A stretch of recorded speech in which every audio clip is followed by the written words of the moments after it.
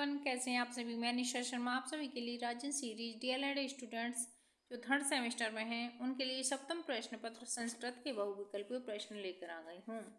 जैसा कि आप सभी को भी देते हैं, आज से डीएलएड फर्स्ट सेमेस्टर के एग्जाम होने वाले हैं, तो डीएलएड फर्स्ट सेमेस्टर के स्टूडेंट्स को all of best of luck all students. आज थर्ड सेमेस्टर संस्कृत शिक्षण सप्तम प्रश्न पत्र के बहुविकल्पीय प्रश्न में आप लोगों के लिए लेकर आई हूँ। तो let's start this session. Question number 1, echo अवयव सूत्र है किसका है? एचो अवयव सूत्र किसका है? अयादि संधि का। तो क्वेश्चन नंबर 1 का ऑप्शन से करेक्ट हो जाएगा। क्वेश्चन नंबर 2, मधु प्लस आरी की संधि होती है। मधु प्लस आरी की संधि होती है मंदवारी। मंदवारी। चे अनेक की संधि होगी चैनम। चे अनेक की संधि होगी चैनम। ऑप्शन द करेक्ट हो जाएगा। क्वेश्चन नंबर 4, अवनीश में संधि है। अवनीश में कौन सी संधि है? दीर्घ। ये सोच लेना जिसमें बड़ी ई की मात्रा है, बड़ा आ है, बड़े जहाँ पर दीर्घ संधि वहाँ पर दीर्घ संधि होती है। प्रत्युत्तर में संधि होगी, प्रत्युत्तर में संधि होगी यण। जहाँ पर आधा वर्ण लेके ये वे रे आ जाए, जहाँ ये वे रे आ जाए, जहाँ अंतस्थ व्यंजन आ जाए, वो यण संधि होती है। 6, देवालय में संधि होगी। देवालय में संधि आपकी आ क्या है? दीर्घ है। बड़ा है तो दीर्घ संधि हो जाएगी। जहाँ बड़ी मात्रा हो, बड़ा आ हो, वहाँ दीर्घ संधि होती है। क्वेश्चन नंबर 7, एकोन चत्वारिशत शब्द का अर्थ है वे। 39, एकोन चत्वारिशत 39। चोर भयम में समास है। चोर भयम में समास है। चोर से वह तत्पुरुष समास। क्वेश्चन नंबर 9, भयार्थक तथा रक्षार्थक धातुओं के साथ विभक्ति का प्रयोग होता है। किसका होता है? भय के लिए, रक्षा के लिए, तो इसमें होता पंचमी विभक्ति का। अहम बालकम पश्यामि वाक्य का कर्मवाच्य में परिवर्तन होगा। क्या होगा? मया बालका दृश्यते। मया बालका दृश्यते। क्वेश्चन नंबर 11, ओम में ओ के आगे जो एस लगा है वो किसका है? ये प्लुत स्वर होता है। जैसे राम, ओम, इस तरीके से जुटे होता है, ये प्लुत स्वर होता है। क्वेश्चन नंबर 12, ई वर्ण का उच्चारण स्थान है इचु यषणा तालु। तो ई वर्ण का क्या है? तालु। क्वेश्चन नंबर 13, पितृण पद में कौन सी संधि है? पितृण संध में कौन सी संधि है? तो कौन सी संधि है? दीर्घ संधि है। शुद्ध वाक्य है ज्ञान बिना ने मुक्ति, ज्ञानेन बिना ने मुक्ति, ज्ञानात बिना ने मुक्ति, उपयुक्त सभी। तो ए ऑप्शन, ज्ञान बिना न मुक्ति, ज्ञान के बिना मुक्ति नहीं हो सकती। चतुर्विंशति का अर्थ है। चतुर्विंशति का अर्थ क्या है? 24। विंशति 20 और चतुर 4, तो चतुर्विंशति का मतलब है 24।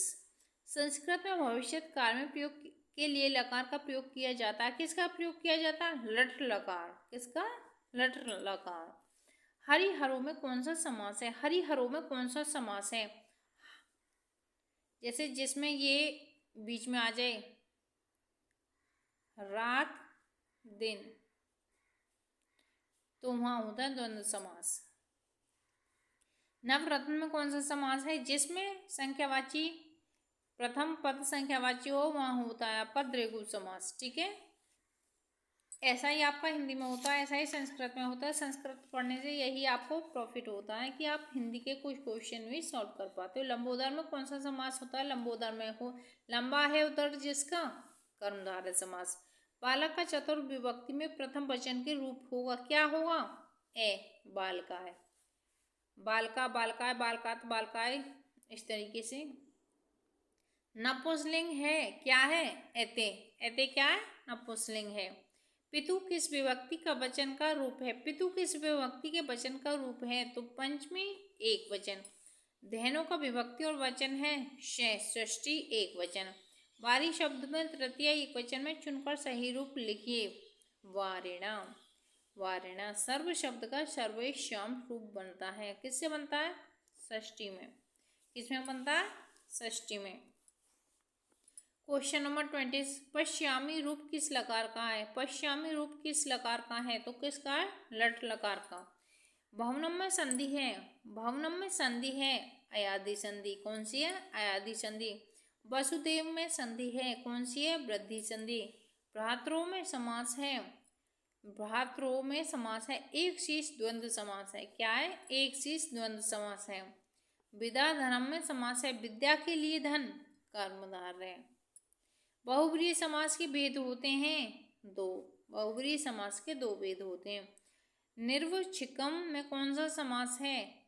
अव्ययी भाव, जिसमें उपसर्ग स्टार्टिंग में हो वो भी होता है आपका अव्ययी भाव समास। चंद्रशेखर में कौन सा समास है? तो कौन सा समास है? जिसकी शिखर पर चंद्र हो। कौन?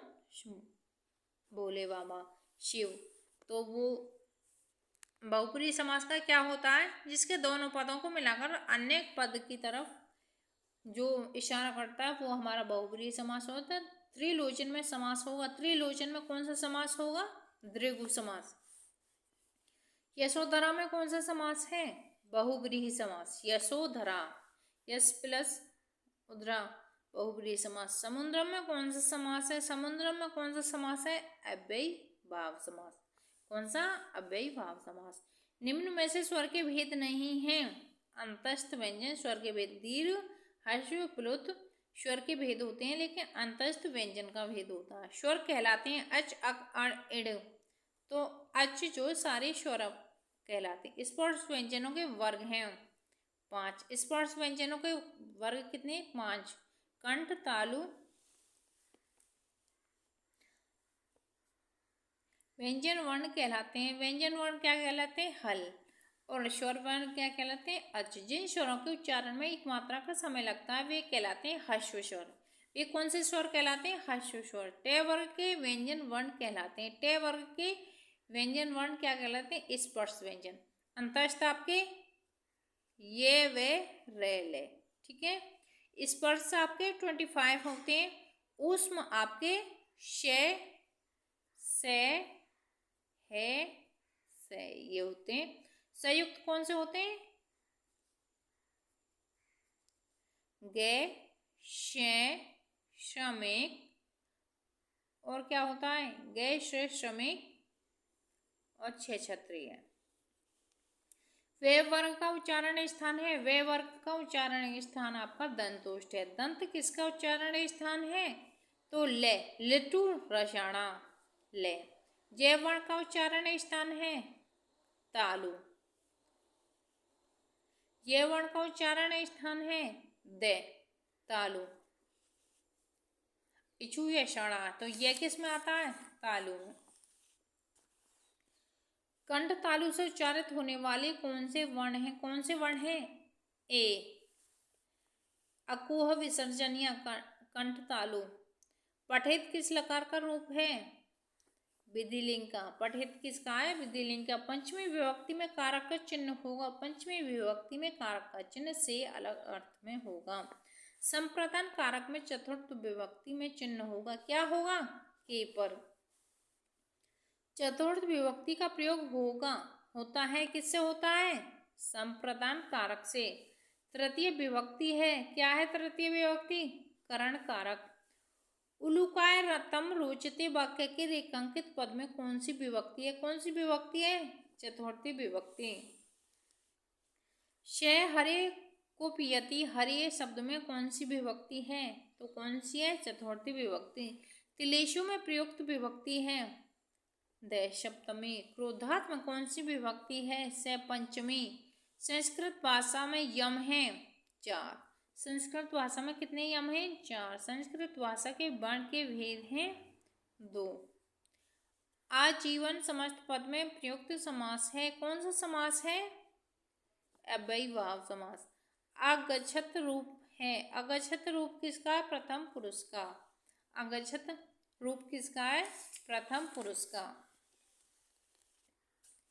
क्वेश्चन नंबर 61 सर्वनाम शब्द है। सर्वनाम शब्द क्या है? सर्वेषु। पुस्तकम, अरण्य, अश्व क्या है? आपके संज्ञा है, लेकिन सर्वनाम क्या है? सर्वेषु। नदा शब्द में प्रयुक्त विभक्ति है। कौन सी विभक्ति है? षष्ठी विभक्ति है। माहेश्वर सूत्रों की संख्या है। माहेश्वर सूत्रों की संख्या होती है 14। पीताम्बर में कौन सा समास है? बहुब्रीहि समास। पीताम्बर में कौन सा समास है? बहुब्रीहि समास। पितरों में कौन सा समास है? द्वंद्व समास। कौन सा समास है? द्वंद्व समास। चतुर्मुख में कौन सा समास है? द्विगु समास। देखो, चतुर्मुख में द्विगु भी हो सकता है क्योंकि 4 आ रहा है, और चतुर्मुख में ब्रह्माजी बहुब्रीहि समास में। अब ये देख लेना, यदि बहुब्रीहि दे रखा तो बहुब्रीहि आएगा, अदरवाइज बहुब्रीहि नहीं दे रखा तो द्विगु आएगा। नायक में कौन सी संधि है? नायक में अयादि संधि है। नायक में कौन सी संधि है? अयादि संधि है। संस्कृत में कितने लकार होते हैं? संस्कृत में 6 लकार होते हैं। कितने कारक होते हैं? 6 होते हैं। लकार कितने होते हैं? 5 होते हैं। वर्ण के भेद होते हैं। वर्ण के भेद आपके 2 होते हैं। स्वर को कहते हैं, स्वर को अच कहते हैं, व्यंजन को हल कहते हैं। व्यंजन के कितने भेद होते हैं? व्यंजन के 4 भेद होते हैं। व्यंजन के भेद हैं स्पर्श, अंतस्थ, ऊष्म, सभी। यद्यपि का संधि विच्छेद है। यदि प्लस अपि, यदि प्लस अपि, यद्यपि का संधि विच्छेद हो जाएगा।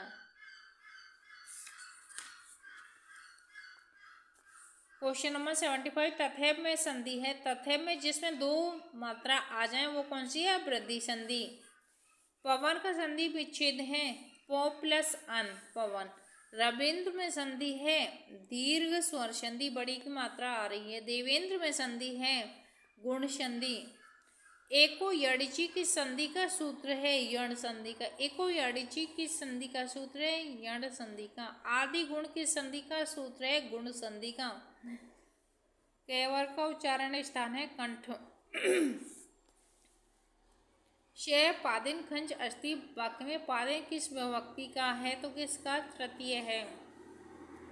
यथाशक्ति में कौन सा समास है? यथाशक्ति में अव्ययी भाव समास है। वर्णों के समूह को कहते हैं, वर्णों के समूह को वर्णमाला कहते हैं। यद्यपि इत्यादि पितृज्ञ में संधि बताइए। यण संधि। नायक का संधि विच्छेद बताइए। ने प्लस अख नायक। पंचवटी, त्रिलोकित, नवरात्र, चतुर्भुज में समास में द्वंद्व समास, द्विगु समास आएगा, क्योंकि क्या है इसमें? पहला पद संख्यावाची है। पीताम्बर, नीलकंठ, दशानन, चंद्रशेखर में समास है बहुब्रीहि समास। क्यों है? क्योंकि इसके दोनों पद के अर्थ नहीं है, तीसरा पद की तरफ इशारा कर रहे हैं। वृक्षात पत्राणि पतंती में वृक्षात पद में कारक है। क्या है? अपादान कारक। वृक्ष से पत्र अलग हो गए। एकोन विशति का अर्थ है 19। एकोन विशति का अर्थ है 19। विप्राय गा ददादी में कारक है। विप्राय गा ददादी में कारक है संप्रदान कारक। विप्र को गाय दान में दे दी तो क्या है? संप्रदान कारक। संप्रदान कारक कहाँ होता है? जब हम किसी को कुछ चीज दान में देते हैं तो वहाँ संप्रदान कारक होता है।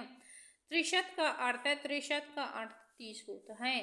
गत्वा पद का प्रकृति प्रत्यय है। क्या है? गम प्लस गत्वा। अंतस्थ व्यंजन है। अंतस्थ व्यंजन ये र ल व है।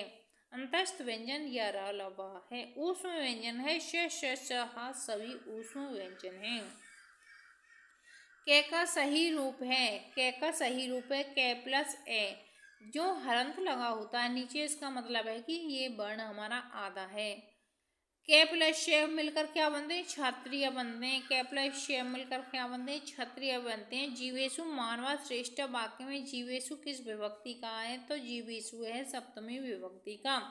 भगवती, भारती, भारती, मातु, सर्वथा में अलंकार है। किसका? कौन सा अलंकार है? ए। ऊष्म व्यंजन है। ऊष्म व्यंजन क्या है? श। श से स है। संयुक्त व्यंजन है। क्षेत्र, गे, सभी संयुक्त व्यंजन है। जय ए को योग मिलकर गे ज्ञानी बनता है।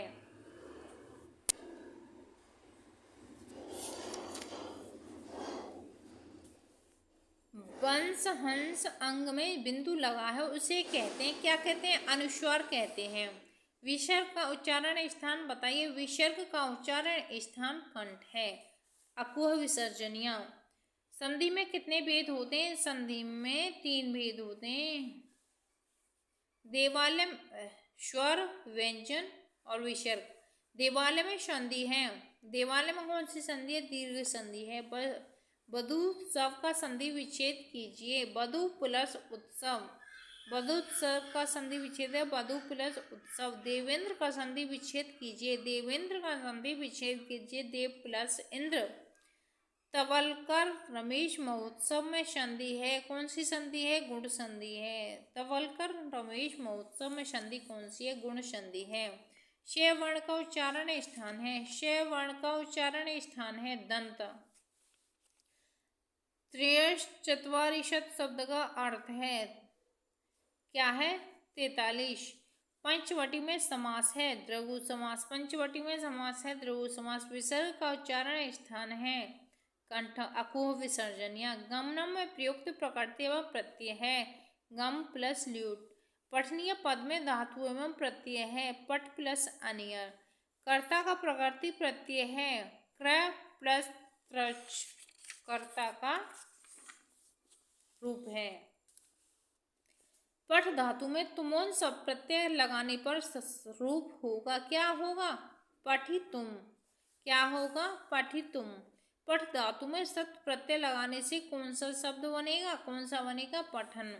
समास का अर्थ है, समास का अर्थ संक्षेप होता है। 50 का अर्थ है क्या है? 50। पावक में संधि है अयादि संधि है। रे में को कौन से व्यंजन कहते हैं? अनुनासिक व्यंजन कहते हैं। तेथ दहने का उच्चारण स्थान है दंत। तेथ दहने का उच्चारण स्थान दंत है। संस्कृत व्याकरण की दृष्टि से शुद्ध रूप है। संस्कृत व्याकरण की दृष्टि से शुद्ध रूप उपर्युक्त है। संख्यावाची शब्द सटनवती अंक का वाचक है क्या है? 96। क्या है? 96। कर्ता का इष्टतम कारण है क्या है? कर्म। कर्ता का इष्टतम कारक है कर्म। अक्षवर्णे दीर्घ सूत्र है किसका है? दीर्घ संधि का। अक्षवर्णे दीर्घ सूत्र दीर्घ संधि। तो गाइस ये थे 127 आपके बहुविकल्पीय प्रश्न जो मैंने आपको 15 मिनट के अंदर करा दिए। Thanks for watching this video. Like share and subscribe. यदि आपको मेरे सेशन अच्छे लगते हैं तो चैनल को सब्सक्राइब करें, बेल आइकन को हिट करें जिससे कि नेक्स्ट आने वाला वीडियो सबसे पहले आपके पास आए। Thank you everyone. Thanks for watching this video. Like share and subscribe. Keep watching and keep learning.